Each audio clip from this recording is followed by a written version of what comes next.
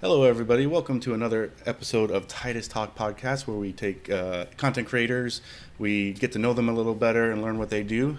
This is episode 22, featuring our special guest, Vinny in the Lab. Vinny, how are you doing today?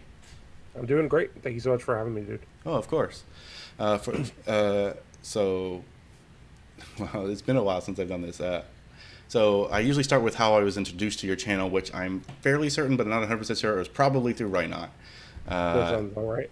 Because I definitely knew Rhinout before you, and it was likely in a Rhinout raid or something, and then popping in. And then I say what I like about your channel. So you're very informative. You know a lot about what you do. You're like, I know you're focused almost 100% on Pokemon shiny hunting, and therefore you know all about Pokemon and shiny hunting. I think you've admitted in the past, not necessarily a lot of the battle stuff and whatnot, but the shiny hunting. So I like that you're honest to people. You don't take their crap either. So I really like your channel when I get a chance to hang out. Well, I definitely appreciate that. Yeah, but I've been playing Pokemon in one form or another since I was like, basically since it came to the West, and all started because like most of us who are around my age, I'm 29 right now. Um, uh, we would see like other kids with like Pokemon cards or something just walking around school, and I saw that, and I just like, I was a kid. I had no idea like what they were, where to get them. But my dad actually owned a furniture shop at the time, and like the a person right on the next corner sold Pokemon cards, and that's how I got introduced into it, and basically been into Pokemon my whole life from there. And yeah, shiny hunting is definitely what I do most of on Twitch, but cards are probably still one of the things I love most about Pokemon. Which we will definitely talk about later, as it's your topic of discussion. So, for anybody who doesn't know who you are, why don't you tell us a little bit about yourself? Yeah, so my name is Vinny. I'm from New York City. I was originally going to be a teacher before I became pretty disillusioned with the whole education system in the United States. And I don't know. Then I kind of just like fumbled through things that I thought might be something that I wanted to do. I tried to be a coder. I built a video game, and I hated it. So I Oh, tried streaming one more time, which I had been trying on and off since about 2015. And this time it seemed to stick a little more and seemed to be flowing in the right direction. And I've been a full-time streamer since early last year. well, that's pretty cool. Uh, Before I move on, take the opportunity to let if you're here live on Twitch, exclamation point raffle in the chat, and you can win a gift sub to Vinny's channel as a thank you for him joining me today. If you're here on YouTube, check out Vinny's channel. All right, so we'll get into the standard questions first. So, how long have you been gaming? Is it a lifelong thing, or did you start a little later in life? Interestingly enough, one of my earliest memories is playing Mortal Kombat 3 on Sega Genesis. So yeah, I've been gaming just forever. It was like gaming's gone through interesting phases, but in the early 90s, it was like a thing to do with arcades and with home systems becoming a little bit more of a bigger thing, uh, and my family all like enjoyed it, and N64 and PlayStation 1 were a big deal. And yeah, I've been just gaming my whole life, and just really, really more than the average person for most of my life. What are some of your favorite games and game genres? Obviously Pokemon, but outside of that. Yeah. So my favorite thing, basically since I'm like 13, has been MMOs. I have played a so back in the early days of MMOs, like the 99 to 2006 era. I played basically every MMO or tried every MMO that existed. Um, that's probably one of my biggest things. Fighting games as well, which is actually the origin of my name on Twitch and YouTube and stuff. And yeah, that's, I mean, I would say those more so than like general RPGs or JRPGs like Pokemon and stuff like that. Those are more my style of game, I would say, than Pokemon would be. But there's just something about Pokemon that draws everyone to it. That's interesting. I'll skip to one of the future questions since you mentioned it. So you said your name comes from a fighting game. So how does that? Yeah. How did you go about choosing your Twitch name? So a typical term in fighting games is like if you're trying to practice something, you don't know how to do a combo, you're messing up, you'll be like, oh, I have to go back in the lab. And just training mode is referred to as the lab by a lot of the fighting game community. And I just always I've always felt like I'm decent at things immediately, but I felt like I've never been great at anything. So I always felt like I needed to practice and get better and really try. So just in the lab kind of resonated with me, and just felt like I just always want to be improving. So Oh, that's where the name comes from. that's pretty cool. I had no idea. I've played pretty much every Mortal Kombat. Never heard the terms in the lab. Yeah, when you're like deep in the fighting game community, it's typical. Right. Like the games themselves, I don't think ever really references as such, but yeah. That's pretty cool. I would have never guessed. Yeah. So, what are some of your fondest gaming memories? Oh boy. That's a tough one. I'm someone who these kind of questions always really stump me, because it's not something that I put a lot of thought on directly. Like I don't like I don't know. I feel like I just think about things in a slightly odd way. Um,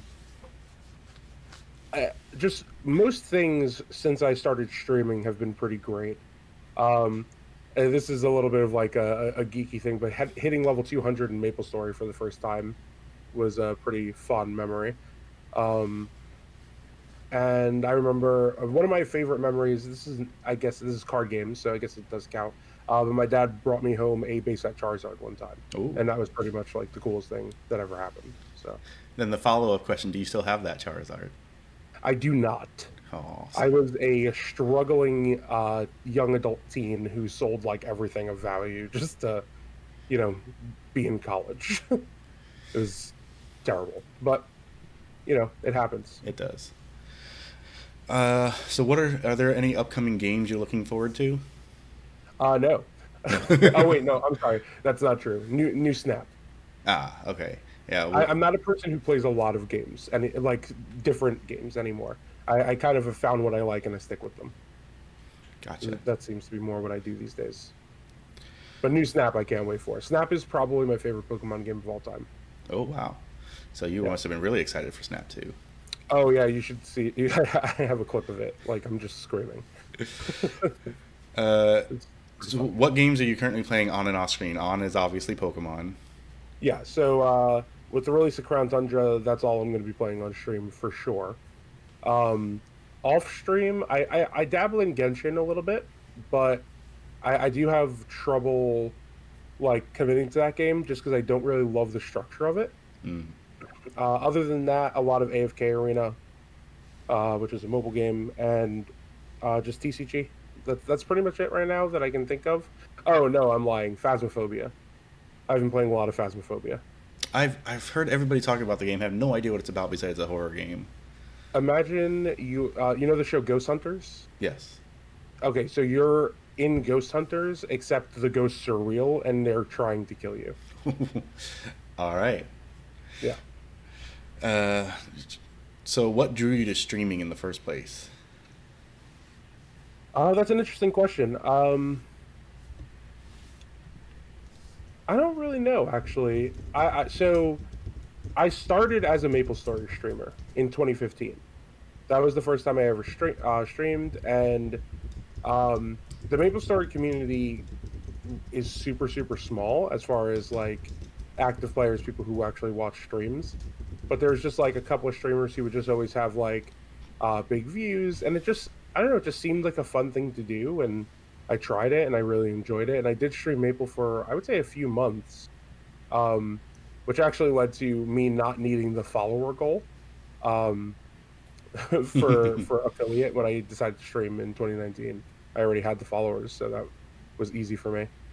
But Nice. yeah, specifically, I just like coming back this year. I just always loved it, and I always wanted it to be what I did from the first time that I did it. And at the beginning of 2019, I just spoke to my wife, who just followed you, and Scully.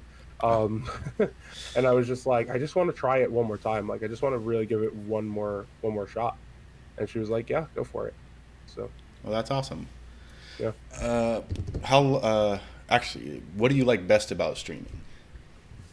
Um, I don't know. There's a really nice opportunity on streaming to just meet a lot of people who are like-minded, hopefully, and just enjoy what you enjoy. And there's a lot of opportunity for conversations about that, which, in your normal life, you might not have so much opportunity, especially now Yeah. with what's going on in the world. It just seems like if I had a normal job, I can't imagine where I would be talking to people about Ground Tundra right now. So I guess just like the ability to build a community around something that you're passionate about is really really just awesome. Something you can't really do in your rest of your life unless you're like a cult leader. What about dislike? What if there's anything dislike about the streaming? um, it's just like if anything there's that I dislike about streaming, it's more about like the nitpicky little things of how it's perceived by people, Mm. whether like people either don't take it seriously or they take it too seriously. They either are like, oh, that's not a job, like it's a joke, or they're like, oh, you must be like a millionaire, like I saw that ninja guy on Ellen, and like that's just not how it works. And um the issue I have most is when people get into streaming with the latter perception of like, oh, this is gonna like it's gonna take off, I'm gonna be the biggest thing, and like are willing to like step on people on the way to try to get there. Yeah. You have a lot of that going on. That would be my thing that I don't love about it. But yeah, other than that, I really really enjoy streaming. Uh, how long have you been streaming? You mentioned I think your first time was like in 2015, but you were on and off until Yeah. last year. Yeah, so I originally started to stream in 2015, like I said, with Maple. I did it for like maybe 3 months, got bored of Maple Story, and just like stopped because I didn't know what else to stream, and I didn't have a way to stream Pokemon, which is what I wanted to. Like ever since I first watched a Justin Flynn uh, stream, which is you only remember him if you've been watching streams since like the X and Y days. He doesn't stream anymore, unfortunately, but he made me want to be a Pokemon streamer, and I didn't have the means to. But come like Christmas of 2018, like I was able to acquire uh, Let's Go and a Switch, and I got a capture card from my parents for Christmas. The Switch and Let's Go was from my wife, and January 14th, 2019, I was like, okay, first stream, and yeah, it was rough for the first like 2 months. It was like me and myself basically. I think we all have a little understanding of that when we first start out. Yeah, All right. it's tough. That's the trial of if you're gonna make it to at least some type of streaming success. Who are some of your favorite streamers to watch? So why not? Canadian Uh, Vinny. yeah, Canadian me. Yeah, it it's interesting because like on the face of it, Reinhardt and I seem like super different guys. Like I'm a coarser person than Reinhardt for sure. He's like just one of the nicest people you ever meet. But him and I have so much in common. It's kind of ridiculous. And it's just one of my favorite places to be. I do really like coming to your stream as well, by the way. I, I I seem to have this problem of all the people I like to watch are at the same time. So I'm like just like struggling to watch anyone, and a lot of times I'll just get distracted, and then I realize that everybody's stream is over, and I'm like, well, that's unfortunate. And yeah, I mean, let me see who is on right now and see if there's anybody I Yeah. particularly enjoy. Matt is a lot of fun.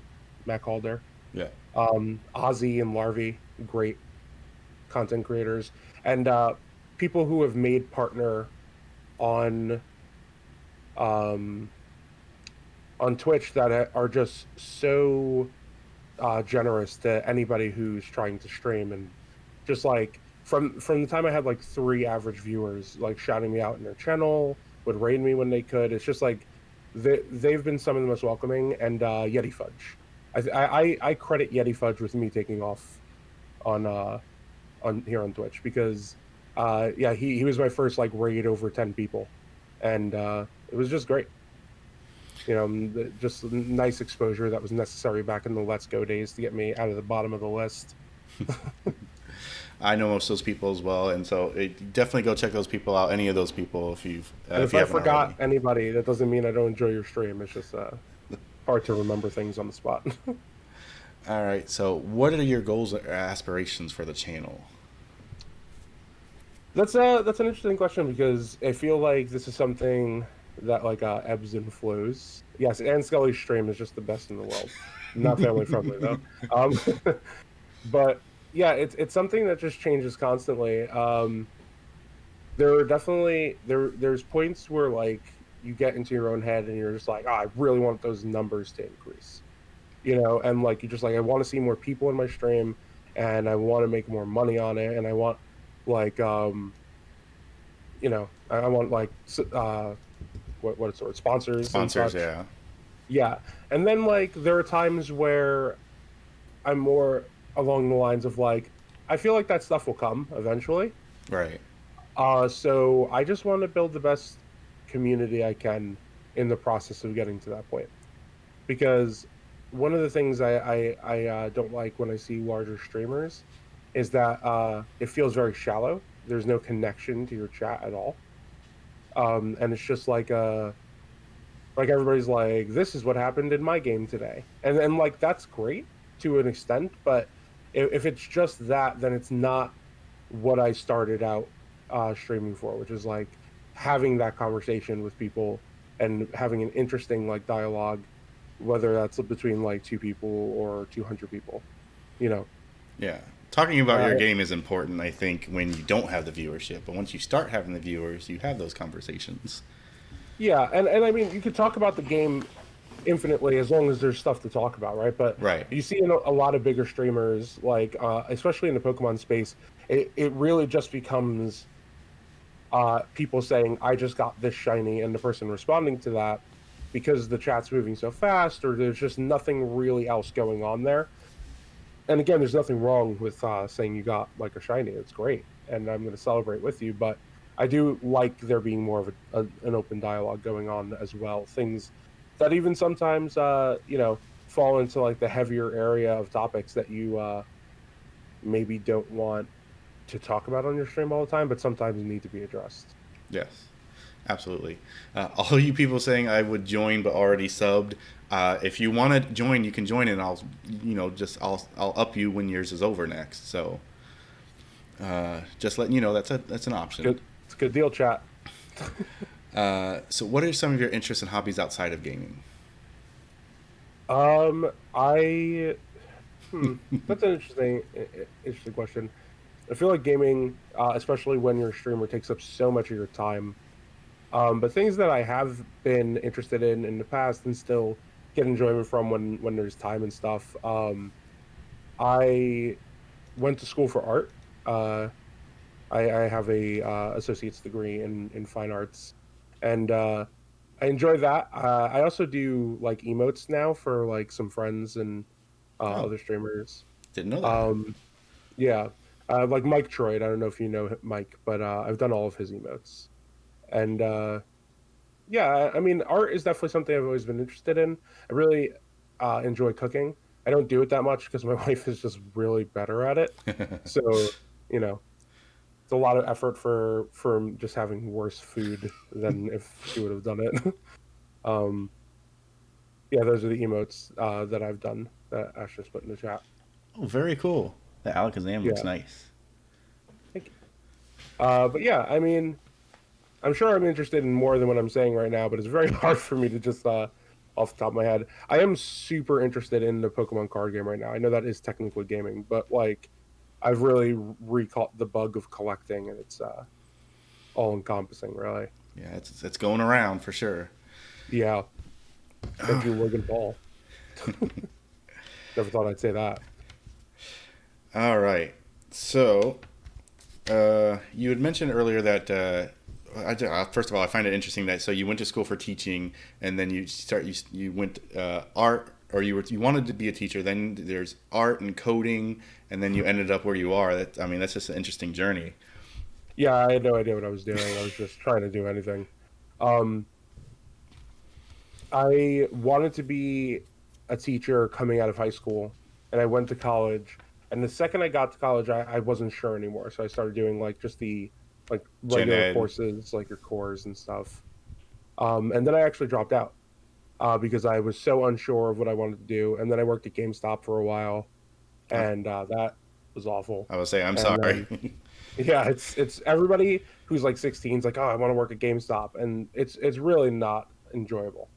But because it's not about the games at the end of the day. That's really what it comes down to. It's just retail, but you're just around video game cases. Like it's not what you think it is. Right. Um, and then I also worked at a comic book store. I worked in a card store.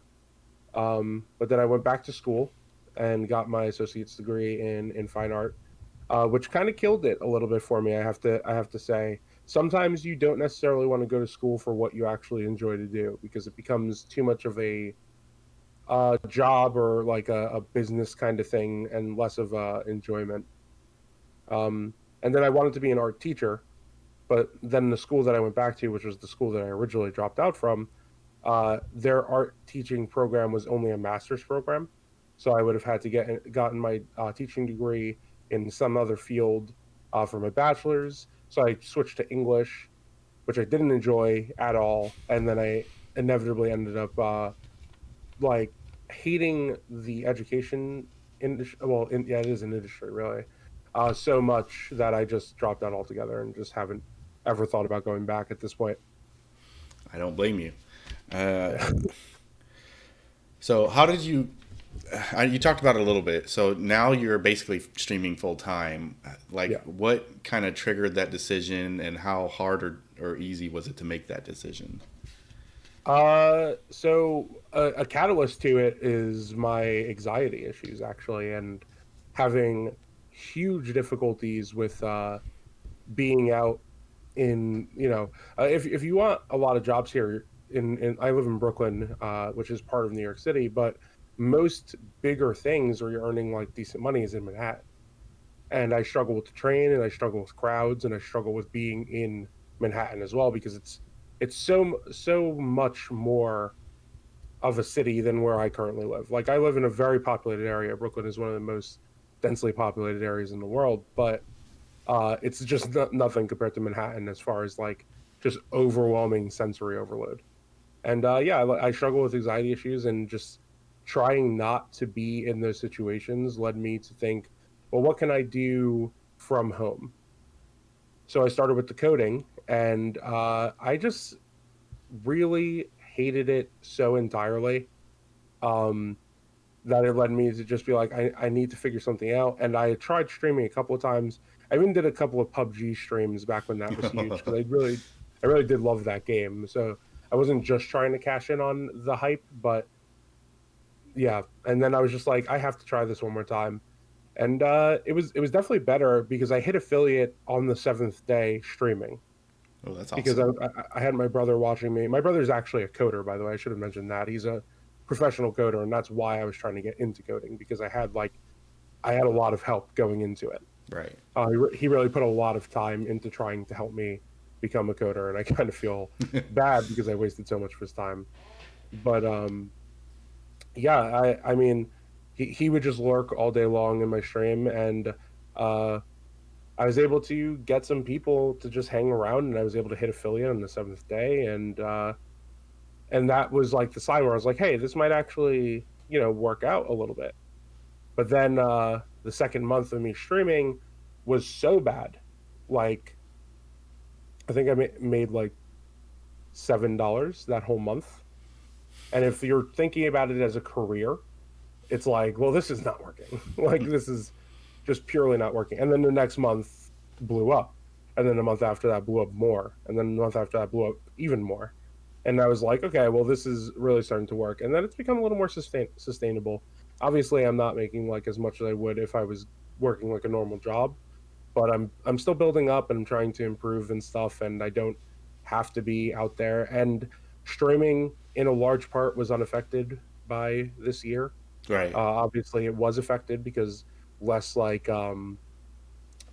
less you know extra income that people have, like money they don't really need, then the less that goes to streamers essentially. Um, but not in the same way as other people, not at all. Right. and I didn't have to be out there. I wasn't working at a store throughout all of this. So, I mean, yeah, it's definitely been great. Um, I think I lost track of the original question. It was just along the lines of like, how did you? Was it an easy decision, hard decision? How did it come about?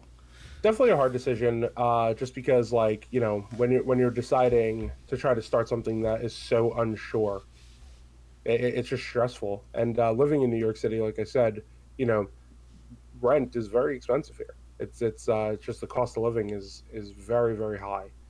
So very stressful, very difficult. I don't suggest anyone just fully dives into streaming, thinking that they'll be able to make a living off of it. I feel very lucky that I'm doing an okay job of it. Um, but yeah, definitely have more eggs in your basket for sure. So how much work do you put into the stream outside of like the actual stream, like setting up overlays and all that fun stuff? Um, at this point, probably less than I should be. There's this interesting thing that happens when you stream a lot, and like you become pretty uh complacent with what your stream is and how it looks, and you become comfortable with like your current overlay or just however it goes, and then you don't really strive to make any changes. And I was very lucky because, like I said, my brother is a professional coder, but he does focus on like UI stuff a lot, so design is part of that. And he set up my logo, which is on the hoodie I'm wearing, and all sorts of stuff. He did my first overlay and all of that stuff. So I was really lucky to have that start. But then earlier this year, I was like, I think it's time for a change. So I taught myself some Adobe After Effects and made myself like a scene transition and a moving background. And I definitely want to do more.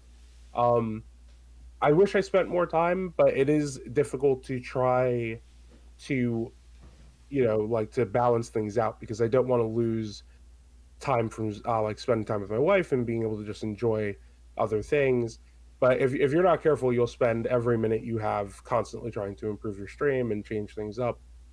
Especially if you're not trying to spend a lot of money on like buying overlays and stuff, which I like to make everything myself. So that's part of the problem, I would say. But yeah, I spend a little bit of time on it. All right. So that's all the questions I had for you as far as that goes. Where can people find you in all your different platforms? So I have Twitter.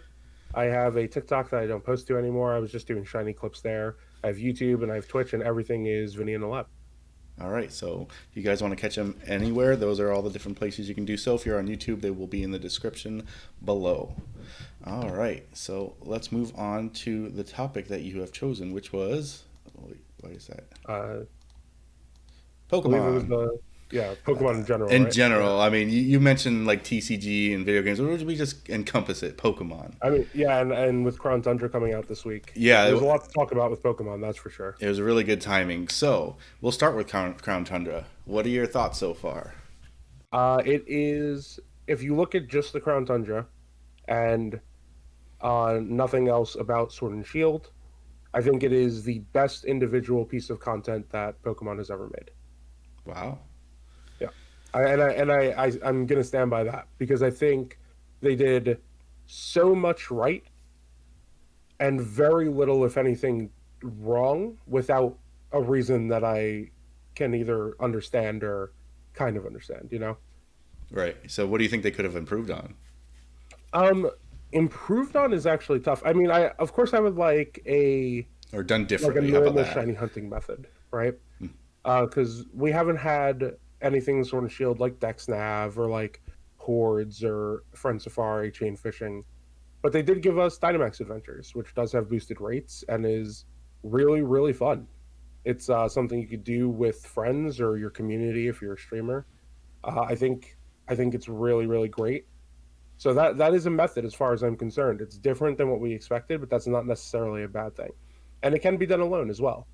Um, Do we know the I odds at this think point? I'm sorry. Do we know the boosted odds at this point? There is someone who data mined that it's 1 in 300 without the shiny charm, 1 in 100 with the shiny charm, Oh wow. which effectively, if you catch everything per adventure, would be 1 in 25 because you're getting four Right. rolls at 100. That's good. I saw Um, somebody on Twitter. They got three shinies in three adventures in a row. yeah, One shiny in that's each great. adventure. That's crazy. I mean, that's still highly unlikely, Right, right. but He's still really lucky, but yeah, yeah. I mean, I know a lot of people who've done several and haven't gotten anything yet. So have done like 100 plus. It is odds at the end of the day, you know. So and there were a lot of people at the beginning who were just catching the legendary because that's all they were interested in. right. But yeah, you definitely want to catch everything. It gives you a good chance at shinies. And just to say this right now, a lot of people are like, "Oh, that's too high. That's ridiculous." I don't think it's too high. Um, it is a 100 per encounter, and if you consider four encounters on a 10-minute adventure, that's like 2.5 minutes per encounter. And we had 1 in 273 in um, Let's Go. We had 1 in 174 in DexNav and ORAS if you had max search level. So I don't think it's that crazy. I really don't. Vinny doing math. Uh, Yeah, that's a lot of what I do. so have you caught any shinies yet? Then? I have only been doing resets for the new Oh, Reggies so that's right. far. Yeah, that's right. I'm watching you doing that. So you haven't Yeah. been through the story part yet. So I did like three Dynamax adventures. No shiny obviously. And but yeah, I got to the point where I could go for the Reggies and that's what I want to do. I want to try to be the first person to have both. I might have already missed that opportunity, but I don't know. All right. So how about speculation on what the next Pokemon game is going to be? Oh, that's interesting. Well, I mean, new Snap, I think Well, is mainline Pokemon, okay. or like not necessarily mainline So like nine, but yeah, remakes and stuff in that I area. think there's equal opportunities for Let's Go 2 and for Gen 4 remakes. I think that it is leaning towards Gen 4 remakes, though. If you're familiar with the card game, there is going to be promos next year of the Gen 4 starters that are going to be released for one of the events that they're doing for the 25th anniversary. Oh, I didn't know that. Yeah, there was a leaked Chimchar card. So that seems to me like indication because they almost never do anything not on purpose with the card game, especially. Right. It's all very purposeful. So then we also have Snap 2, of course, coming out. When was that release? So they don't have a release date for it, but the hold date so far is still the end of this year. So it's possible that it'll be this year, but I'm guessing April of next year. And then you have what is it, the MOBA Pokemon game coming out. Oh yeah, Pokemon Unite. Everybody's so excited about that, right? I do know people who are looking forward to it just to try it. At least it's going to be free to play. If you're going to say anything, at least it's that. People, Yeah, I know one person who's looking forward to it. all right, so TCG time. So was Oh it yeah. you said you recently like really got back into it? Did you ever fall out of it, or is it just like Oh yeah, for sure. I mean, so back in so Noble Victories had just come out. So this is Black and White Noble Victories. I was into Yu-Gi-Oh very heavily from about the time I was 15, 14 actually, and I got Ash and I have been together for nearly 13 years now. So we've been together since high school and stuff, and so I got her into Yu-Gi-Oh, and we would play together. And we were getting bored of Yu-Gi-Oh, and she's like, "Why don't we try a different card game?" And I was like, "Okay." And she's like, "Let's try Pokemon." And I was honestly like, I don't know. I used to play it so much. The last time I tried it, which was like very casually with some friends back in like the Aquapolis days, I think. oh wow, Yeah, maybe not Aquapolis actually. Maybe it was no, it was. I think it might have been around the first EX series, so I guess Ruby Sapphire kind of stuff. Um, but I was like, I don't know. But she was like, I really want to try it. So I was like, okay. So we went over. There's lots of stores here in Brooklyn that like don't look like they would sell cards, but do. So we just went to like one of the random shops and picked up some packs and like a deck each, and then went back to her house and we built Pokemon decks. And I got like a Terrakion card, which Terrakion has become my favorite Pokemon because of it. But like, yeah, I mean that was just like the bug that got us back into it. Over the years, we've gone in and out. But like I said, I worked at a card store at one point. I was like in charge of Pokemon there. I was a judge for Pokemon tournaments. I never actually judged one though because I was always like working the store side of the events instead. Um, but yeah, I was very, very involved heavily with Pokemon for a while. Would travel to tournaments and stuff, and then we would fall out, and then we would get back into it, and fall out, and get back into it. But yeah, I'm definitely hooked again. More into collecting right now than playing, which generally the focus was more on playing in the past. So at what point, what really brought you back into it? Was it a set? Was it just like hype around it? So we were back into it pretty heavy when Hidden Fates came out. Um, we literally searched so much of New York for Hidden Fates when it first dropped, and we were living with my family at the time and had access to my parents' car. Cars are almost like useless here unless you really travel a lot in New York City. Right. Um, so like we would borrow my mom's car and we would travel to like Long Island, like which is relatively far from Brooklyn, like 50, 60 miles. Well, no, not that far actually, like 30 miles. But that's really, really far in the city. I know 30 miles sounds like nothing for rural people, but when there's like bumper to bumper traffic all the time, that takes like an hour and a half to get to. So yeah, we were just traveling looking for Hidden Fates, and it was tough to find, but it just like having to go out and search for it also made it part of like the fun. Right. And then yeah, it was just a lot of fun. But recently, Champion's Path was probably a big catalyst of getting us back into it. Even though we've been buying packs since Sword and Shield base came out, like we bought a lot of Sword and Shield base, like a silly amount of it. Um, but yeah, we both pulled one of the Charizards. My wife and I. She pulled the shiny, and I pulled the VMAX. So now we're like full on hooked again. So your guys' set is pretty much complete then, wouldn't it be? Or do you have separate sets? Well, we have separate, but still not separate. You know, like we're like, oh, this is mine, but we put them in the same book. You know, um, we don't have actually a couple of things. We were just talking about this. We didn't get an Alchemy VMAX. We didn't get Dreadnought VMAX or the Rainbow VMAX. Is the Kabu in this set and the Piers, or is that a different set? No, no. Well, I'm not sure. I have the booklet around somewhere, but I don't think Piers is. Okay, yeah. I mean, we're missing a lot. We have the Charizards, though, The so Kabu Rainbow is because I pulled that last night. Kabu Rainbow. Yeah, yeah, yeah.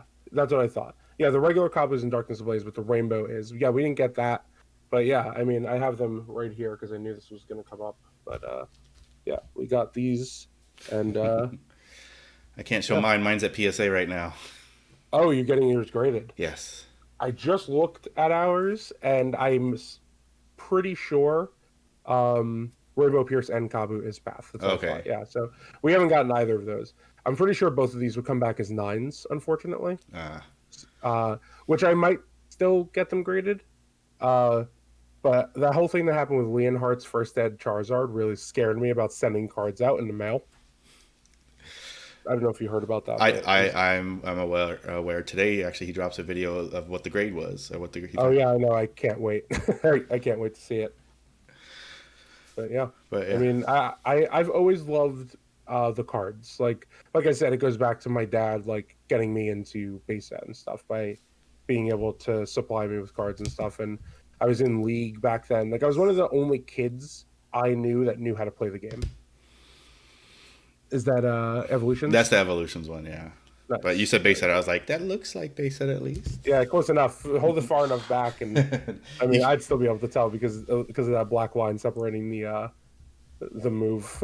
ah. So, I love Pokemon though, man. Like the cards especially. It's like probably one of my favorite things. so what are your thoughts on Vivid Voltage coming up? I'm getting a case of it, so I have high hopes. The big thing in there is the all the Pikachu's, right? No, well, Or yes are and the no. awesome rares in there? The Or amazing amazing rares, rares, yeah, yeah. the amazing rares. Yeah. Okay. We Cool. don't know what they're going to be called in English or if they're even going to be differentiated from the secrets, but hopefully they will be. Yeah, I have to catch up on funds before I can buy a ton of that. So, Oh yeah, I mean you've been going hard for the Champions Path and some of the other boxes and stuff coming out. oh yeah. And then of course there's we don't know what it's going to be called, but we got our February set, the what is Oh it, yeah, the anniversary set or whatever it's going to be, which everybody assumes is going to be the shiny star V or what is it the V shiny V. Shining Star V. Yeah, I don't think that's right at all. Yeah. Shining Star V seems like it's going to be a Hidden Fates type release to me. I can't see them doing boxes of it. Well, we don't know what they're doing with that set at all, do we? No, we have no idea. But I don't think it would be our February set, is what I mean. Because Gotcha. February would be a main set. So we'll have to see. Chances are, though, if they follow trend, it'll be based on Crown Tundra, because the February set is usually based on the new release from the November before it. We'll see how that ties into a possible anniversary theme. Yeah. So, what are your thoughts on the whole evolution, like jumping up in prices, like instantly, almost like in the course of a week, Yeah. booster boxes went from what 150 to like $400. Yeah, I mean, so I have a little interesting story for this. Ash loves evolutions, and I was like, oh, like part of her Christmas gift, I'll get her a sealed evolutions box because they're difficult to find, and they were like 149 on Troll and Toad, and then 3 days later they're $500, and I was like, oh, I think the direct reason is, and not to keep mentioning him, but I'm pretty sure it's Logan Paul. Logan Paul has reignited the base set craze in a way that we've never seen before. I mean, it's no coincidence that Logic bought that first at PSA 10 Charizard for $220,000 right after that. Right. Um, and then, yeah, I mean, I think the craze is reignited in a huge way. And the most base set thing that has existed since base set 2, oh, since Legendary Collection, excuse me, is evolutions. So people see that Charizard, maybe they don't fully understand, or they just know it's a Charizard, and it's just gotten crazy again. So I think it'll cool down. Especially there is supposed to be a evolutions box coming out in November, Two of them which comes actually. with like two of them. Really? Oh, I know one of them comes with like 8 packs, right? Like I 8 evolutions I thought packs. there were 10 each, but there's a Mewtwo Oh. one and a Dragonite one. Oh, that's cool. All right, yeah. So I mean, I don't know too much about it. I haven't seen pre-orders for it anywhere, Right. so it's I'm not really sure what's going on with that. But yeah, I mean that's cool. I'm wondering to see what their price point will be. Um, they have specifically gone on record, Pokemon, the card company, saying they do not like the very boosted secondary market of sealed products. So they're actively trying to reprint things to stop that from happening. It's not fast So enough that's good. apparently. Yeah, no, even with Champions Path, they're trying their best, but it's just not good enough. All right. So what got you into shiny hunting? Yeah, this is so I always think about this. I can't remember when I learned about shinies. So like I remember not knowing about them for sure, Mm-hmm.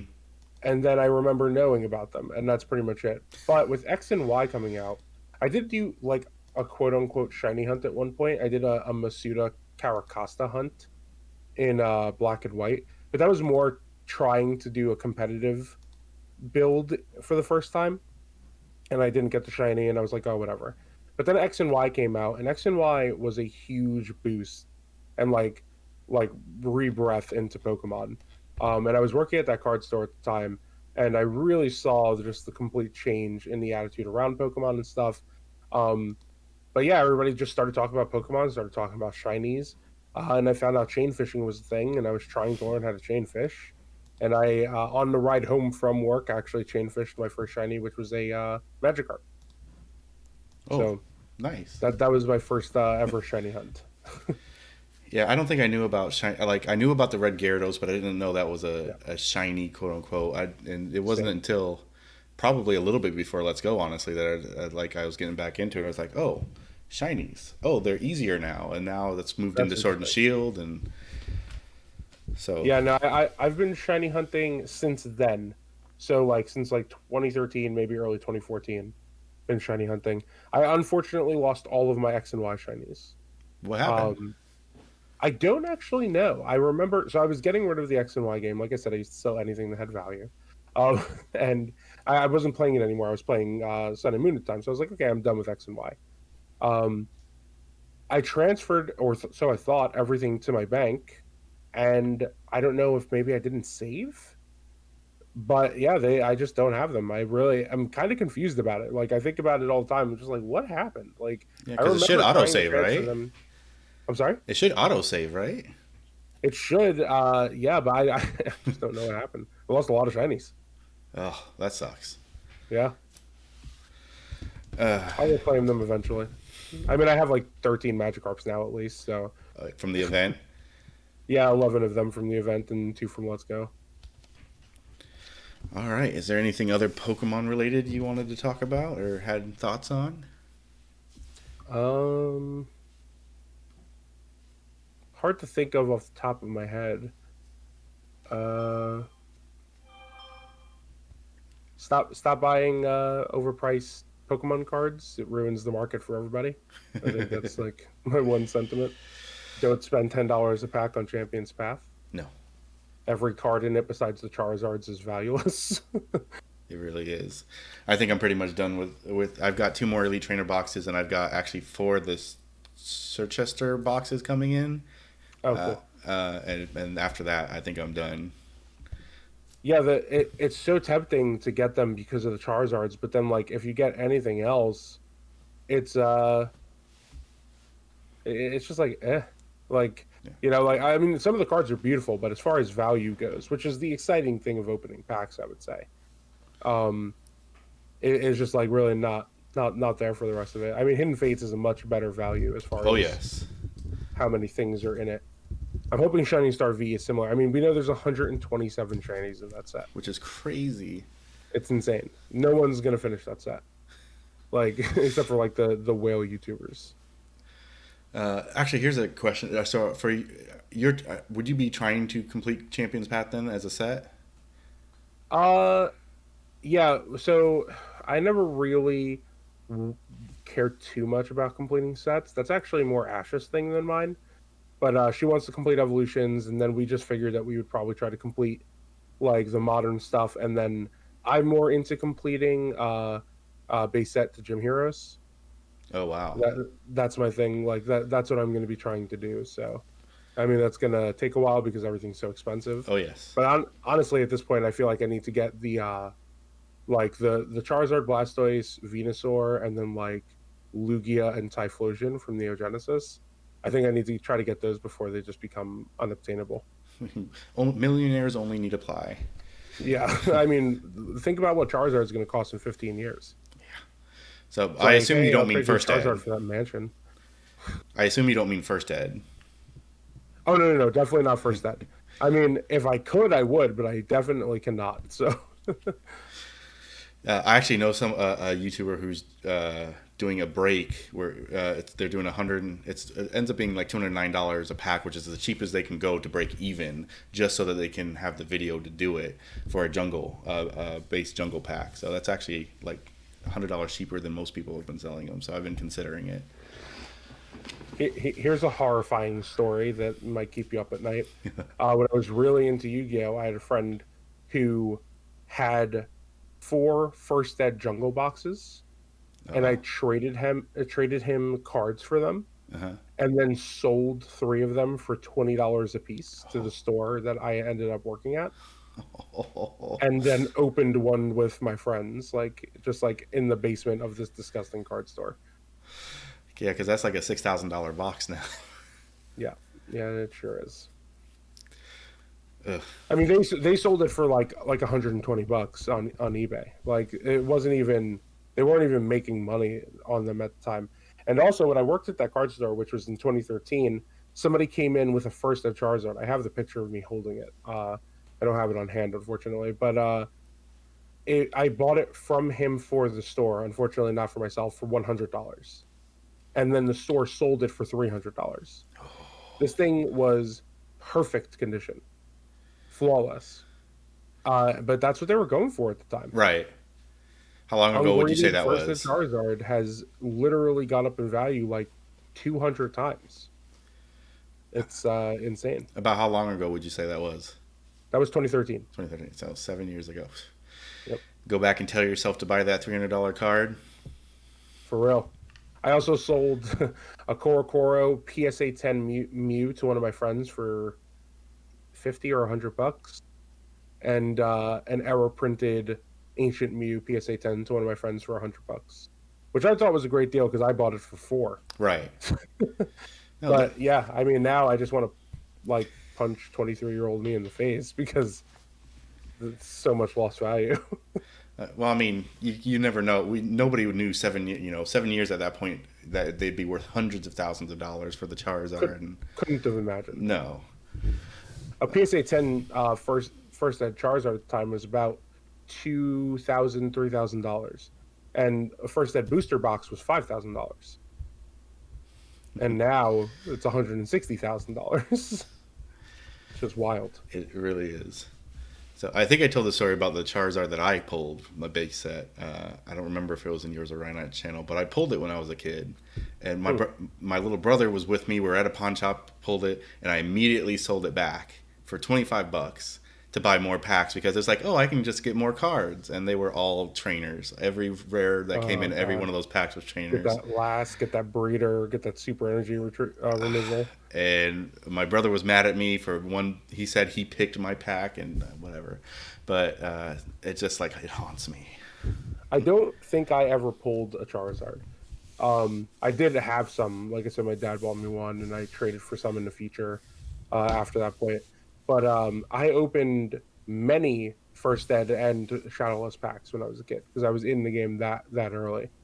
Where like I was just I had nothing but shadowless cards for a long time. Like I had them everywhere, but we didn't think anything of them. They were just cards. Right. I didn't even know shadowless cards existed until last year. Oh wow.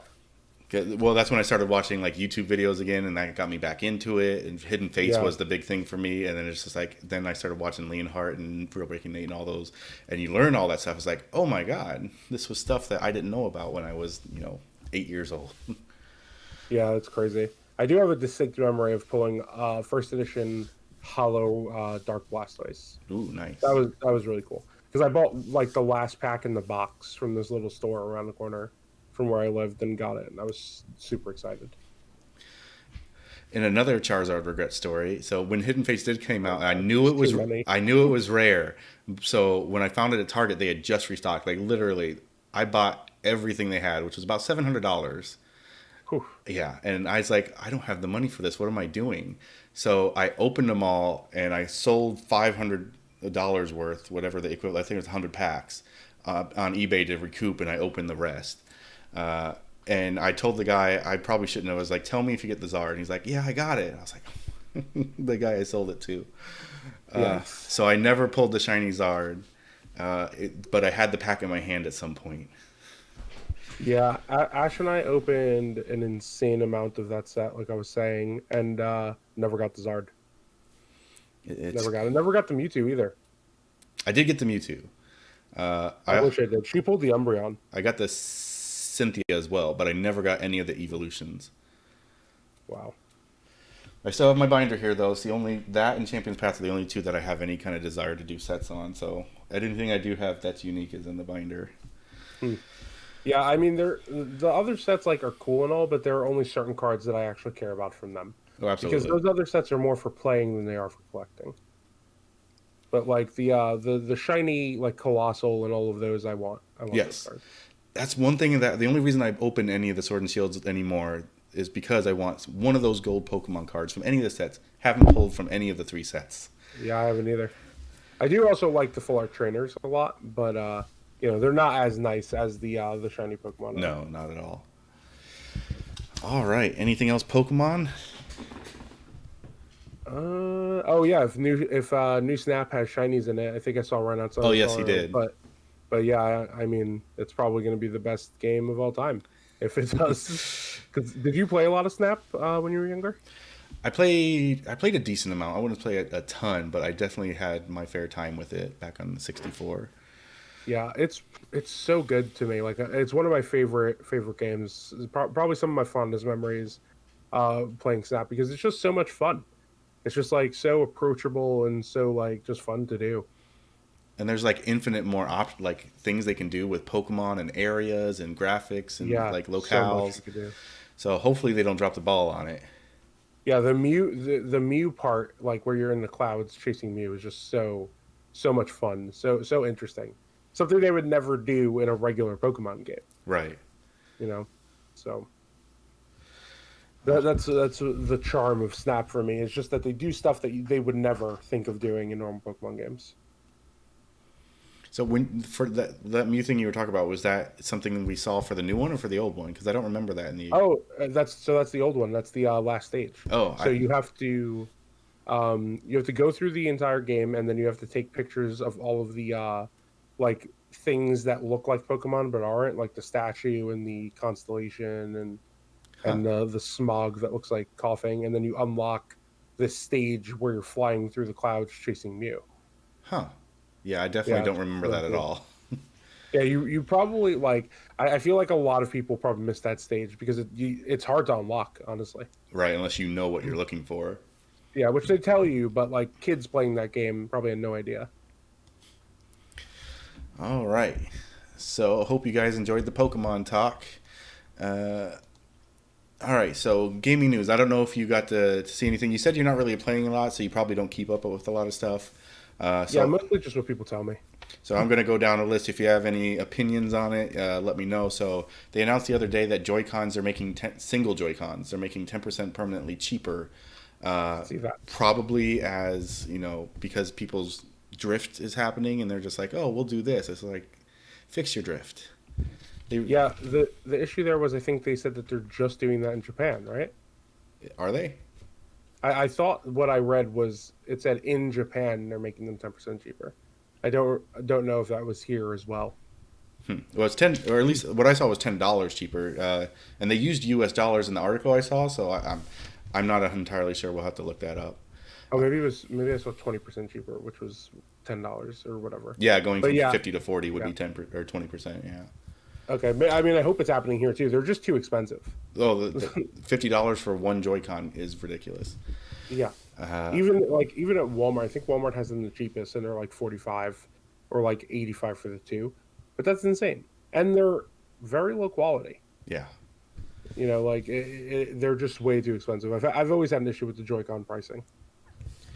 Fire Emblem, the original, is coming to the U.S. for the first time on Switch. It's going to be $6 it comes out. Oh, but it's only being released. It's kind of like the Mario stuff. It's going to be taken off the store after March 31st. I don't know why they would do. That's such a weird model to me. Yeah, it says, hey, everybody wants it. Well, it's probably to sell more. It's like you get it now or you don't get it at all. But like you said, it's really weird. I don't think it's a good idea. But Yeah, and I don't understand it either. It would make a little more sense if there was like a licensing agreement there. But these are their IPs. right, So it doesn't. Yeah, I don't understand why they're doing it. Maybe they're trying to create a sense of like forced urgency or something for these games. But right, I mean, I've never played Fire Emblem, and I'm not really a big Mario fan. right. So like they're missing me on this mark entirely. We already talked about the Logic Charizard purchase. Mhm. Twitch wise, we had I don't know what position she is. Alexandria Os- Oh Ocasio yeah, Cortez. She yeah. did her Among Us stream. Yep. Had an average of over 430,000 viewers, which is crazy. Do you think that's going to affect the platform at all? Did you say 140? No, sorry, 430,000. Oh yeah, yeah. I was gonna say when I was in the stream watching her, she had 385,000 people. Yeah. It will in no way affect the platform. Uh, I mean, I'm sure politicians and stuff will do this, or like, see, she's in a position where it doesn't seem too like how you doing, fellow kids, mhm. because like she's young and like is a real person who became like a congresswoman and like it makes sense for her more than like I don't know if you saw the Joe Biden's Animal Crossing Yes, town being shown. I saw That was very much like, oh look, like I know what you kids like, that. you know, but because I mean he's probably never even touched a Switch. Well, I'm Like sure he he just had hasn't. yeah he just had a team of people do that for him. Absolutely. Uh, PS4 had the party chat changes that people are up in arms about. And then there's the news that I guess they'll not that they'll conversations are going to be recorded in voice chat, but only go anywhere if it's for reporting purposes. Hmm. It's Uh, interesting. yeah, I mean, I'm not because as far as I know, it's recorded local and again only probably on all party consoles, and then again if it's reported, then it's sent. Otherwise, it's removed. But I Should don't be. should be. That's why. Who knows? Hopefully that's the case. I can't see them getting away with it if it wasn't. So uh, Oh, I mean Google does, Amazon does. You know, like that the Alexa and someone stuff. seeing those recordings. Someone, yeah. Because like I mean we know that our ads are targeted towards us anytime we mention anything. Oh, Like all of absolutely. us have seen that happen Yes. Facebook, Google, they're all. all the time. Uh, the last thing I had on the list was, and I know you don't care, I don't think at all about PlayStation, but PlayStation 5 did their UI reveal. Looks really sleek. I like a lot of the new features. Comes out in less than 3 weeks now. I'm very excited for that. And then Wait, PS5 comes out in 3 weeks. 3 weeks from this last Thursday, because Huh. November 12th. Yeah, I mean I don't not care. I am interested in just seeing like where the console industry is going, but at the same time I just have no use for it. Right, But I do think consoles are necessary, because that's how you get kids into playing games. right. Like kids are not going to PC game really, because like who's going to make them the PC or get them the PC? PCs are expensive. Yes. No, they get the Amazon tablets and play all the mobile games. Oh God, yeah, let's go play Candy Crush. Would either of you That's try back my G Fuel? introduction to gaming. I've heard mixed reviews on it despite it being big. I don't drink energy drinks, so no, I would not try G Fuel. That was by Jawadan. I mean, I definitely drink energy drinks, but you want to stay away from any of those like 0 calorie, like fake sugar stuff. Regular sugar is less bad for you than real sugar. I Uh, mean, than fake sugar. I Sorry. was about to say, real is real? What? No, yeah, yeah. The real sugar is better for you Than technically the other than the sweeteners. artificial sugar. Yeah. So, sorry, Drive. No G Fuel. Yeah, yeah. He does be pushing it. The only other things I have on here are recent releases, and actually, there's one of them. So we had the Switch DLC that just came out, and then the Mario Kart Live came out. I think like in the last week or two. So what? I keep forgetting to check this out. Like everybody's telling me about it, but I'm not actually even sure what it is. All right, so you have it's an actual game, but it comes with a physical cart, just a little cart with a camera on it. So Okay. when you're playing the game, you're seeing it from the camera view of the cart, and it's inserting AR things like other players, courses, items, and things of that nature. You have four like arches that numbered 1 through 4, and then you place them around your room, and it creates a track going from 1 to 2 to 3 to 4 with various turns and stuff. And so you're just playing Mario Kart, IRL, but in the game. So it's really interesting. That's Only interesting. I could see that being fun because you just switch your location and it creates a new track. Um, it does seem relatively limiting because you do have to have some sort of space yes, to do this. there Uh, is recommended open space. You need Wi-Fi for it because it uses Wi-Fi connection. So that it's like you don't go between walls, so you can't have it like over the entire house or anything like that. So there are limits for sure. it would be way more fun if they just made randomly generated tracks. Like you start a track, it randomly generates. You could save it if you like it. You know? The only problem there is that then you would need literally open space, like No, but I'm saying just for like normal gaming, not for like an Oh, AR. okay, gotcha. Yeah. I don't know. I mean, the idea is cool, but it seems like one of those novelty things that won't last too long. Yeah, it would probably last a little bit longer than their cardboard did, but Hmm. I even forget what that's called even now. Labo. Yes, Nintendo Yeah. Labo. So, yeah, that's all I had that was in the news recently. Anything else you wanted to talk about or discuss, Vinny? Um. Uh. The only thing as a streamer I always like to just like talk about is like when people actually start streaming, Hmm. and people always ask for just like advice on like Right. what to do for streaming. Um. Actually, Because it's a good. I'll add that to my normal questions. I'm always adding like new questions to ask everybody, and that's a good question. So, yeah, I feel like it's always a good thing because everybody always asks, and um I watch a YouTuber named Harris Heller, who he calls himself the Stream Doctor, and he just gives a lot of advice on things. I personally think some of his advice is coming from a large streamer explaining how smaller streamers can start, which of course he was a smaller streamer at a point, right? right. Um, but he also does have expertise when it comes to audio and cameras and has a successful YouTube channel. So it's not a one-to-one comparison to your normal person. Right. Um, I would say the best way to start streaming is to uh, make a schedule wherever it fits in, like fit it into your life. You don't have to stream 6 hours a day. You don't have to stream every day. Make a schedule, stick to your schedule. Um, if you have to break your schedule, then just, uh, tell people, like have a Discord, have a Twitter, and tell people that you're not going to be able to make it.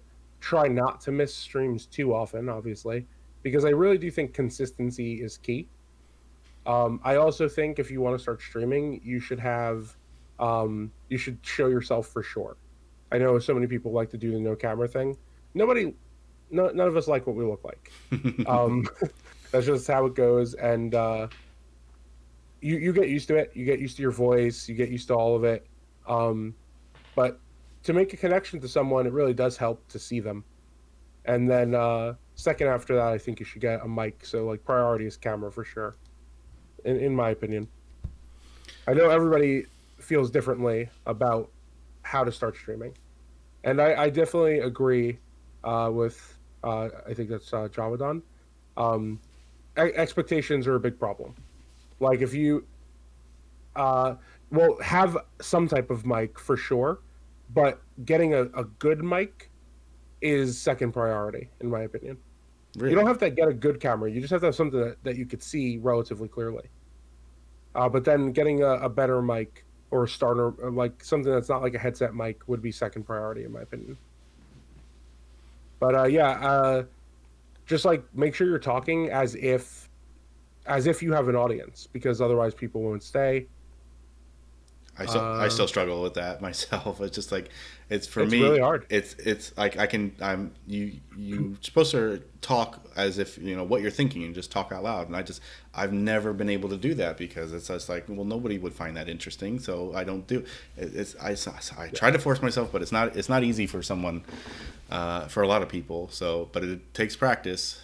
I completely understand, and honestly, I think one of the big things also is it's continuously a learning curve. Like I feel like I'm getting to a point now, and this is 21 months of me streaming, almost 22, where I'm more comfortable being myself on my stream than I was 5 months ago or last month even. Where like I'm willing to just like put myself out there a little more, be a little like, like sillier or just like whatever. And just like have fun with it and not really take myself too seriously. And I think that's a problem that a lot of people have, is that they're worried about being judged. So they don't like, say the thing that they were gonna say or make the joke that they were gonna make. Um,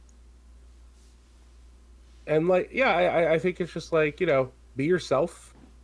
Don't try to emulate anyone, really. Definitely take elements from other people's streams and learn from other people. I mean, why not and I are always joking around because we're constantly like stealing each other's ideas. Like one person will do something and the other one's just like, oh, that's great, like I'm going to do that too.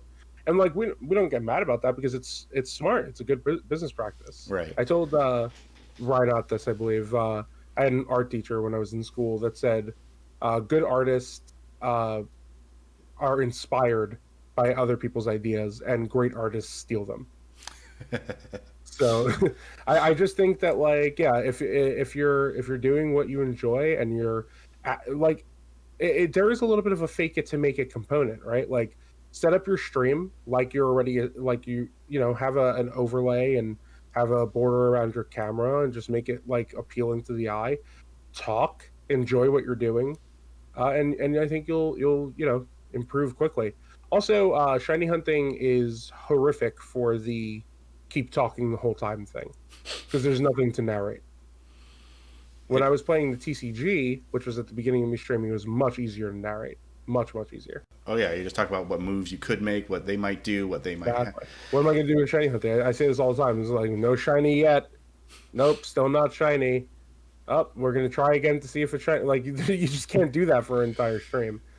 But yeah, But luckily, yeah, you and Reinhardt have gotten to a point to where you have people talking with you, which helps. yes, it's a huge improvement. But I'm not going to lie, there are times where I have 45 people in my stream And and no nobody's one's talking. talking. It happens. It does. People And have it's humbling. lives. I got to tell you, you get back to that spot like, oh, I have to keep making noise the whole time while no one's talking, and it's tough, but it is necessary. If people can't talk the whole day, you know, people have stuff to do. A lot of people watch passively while in, you know, like now Zoom classes or while they're working or while they're eating, exercising, playing games. You know, it's just it's not always an interactive experience. Oh, another huge thing, and this is one of my pet peeves for newer streamers and even bigger streamers, let people lurk. I don't understand the people who have an issue with people lurking. Yeah, that doesn't Like, make sense. it doesn't make any sense. Like, I always say lurkers make streamers. Like, if people are willing to hang out in your chat and give you that view, don't expect them to talk because they don't have to talk. It's perfectly fine to be in a stream and not say anything. Also, you don't need to apologize, viewers, for not talking. We're just happy you're there. Absolutely. And then you've seen streamers just like, you don't have $5 to sub to me. What are you doing here? It's just like, oh my god. I hate those people so much. Like, I could rant for an hour about those streamers. Yeah, I mean, I guess that's another good point. If you're gonna start streaming, no one owes you anything. Nope, not a You're dime. you're yeah, you're not special. You're not solving world hunger. You're not out here making people's lives better. If anything, maybe you could be, but you're probably not, especially if that's your attitude. Like, I can't stand that. Like, I can't believe that people are actually that entitled. It's insane. Yeah, like you said, that's something we could probably just rant about Oh yeah, for like a hours. month. But I'll take this time. If anybody has any more questions or comments for me and Vinny, put them in the chat now. We're going to start wrapping up. Thank you, Vinny, for joining me today. It was great to get to know you better. There's a lot of stuff I didn't know about you, and it's one of the things I like about doing this is getting to know people that I thought I knew to a certain extent, but a lot more intimately. Yeah, it's interesting. It's interesting because no matter what you do, a lot of times streaming is like it's like a 2D view on someone because you're really only seeing them in one respect. Right. But yeah, it's very interesting to learn more about people and to you know see the other sides, which is it's great. And I think just the more you're able to hang out in someone's stream, and I know that my stream time is a little rough for people who have like normal lives with like jobs Jobs. and such. Yeah. So like I understand that that's not possible, but the more you hang out in someone's stream, the more you do get to see the other aspects of their personality, I'd say. Agreed. Like you said, you become more comfortable, so they see more of the real you. Yeah, exactly. And it's always again for tips for streamers, you're always going to be growing and continually try to improve. The second you try to improve, in my opinion, you're decreasing in quality. This was very nice. Thank you, DD. But thank you again, Vinny. For anybody, Looks like Reinhardt has a question. oh, thoughts on a potential third DLC? Does Sword Shield need one, or could a third one hurt what Tundra did for the game? I think they're done. Yeah. So whether or not they like if they should, I don't think they're going to. And if they should, I definitely don't think so.